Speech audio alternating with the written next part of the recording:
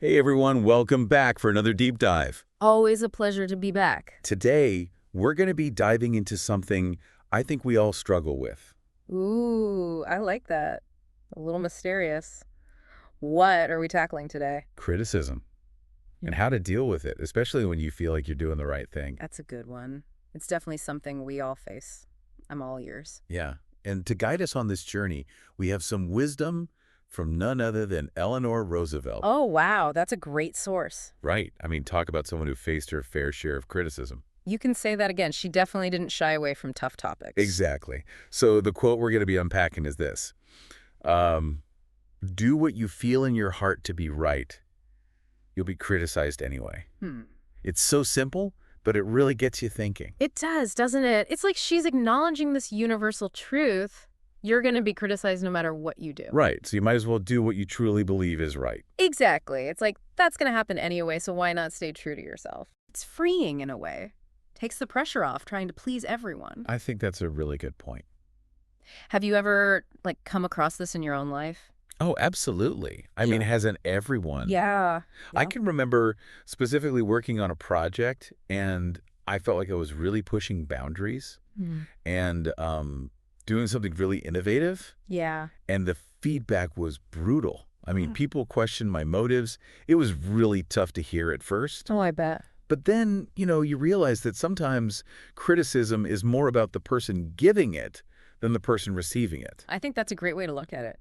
It reminds me of this time I had to make a tough decision at work. Uh-huh. And I knew it was going to be unpopular with some people, but it was the right thing to do Right. for the team in the long run. And sure enough, the criticism came. It always does. But looking back, I'm proud of myself for doing what I felt was best. And that's really the heart of what Eleanor Roosevelt is saying, isn't it? Yeah. It's about aligning your actions with your values, even when it's hard, even when you know you might face criticism. Absolutely. And her life, talk about walking the walk. Oh, yeah. She was a champion for social justice and human rights Yeah. at a time when those views were very much not the norm. Right. Very controversial for the time. Exactly.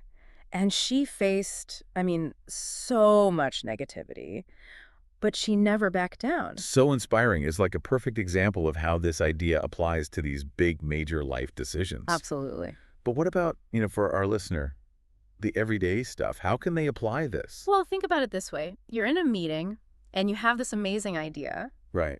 but you hesitate to share it. You're afraid of being judged. Exactly. Or maybe you have a creative project you've always wanted to start, but that fear of not being good enough holds you back. It's that inner critic, isn't it? Yeah, exactly. That voice inside your head that's amplifying those potential criticisms from the outside. Yeah. Makes sense. And so in those moments, it's like Eleanor Roosevelt's wisdom is right there, like a guiding light. It's saying, trust your gut, embrace your unique perspective. Don't let those fears stop you. Take action. I love that. Yeah. So much easier said than done, though, right? Right. And I think another key piece of this is being able to discern between types of criticism. Oh, yeah, that's a good point. You have constructive criticism, which can actually be really helpful. It can help you grow and improve. Right. But then there's the kind that's just meant to tear you down. Right. And knowing the difference between the two is so important. So any tips for that? I think one helpful approach is to just ask clarifying questions.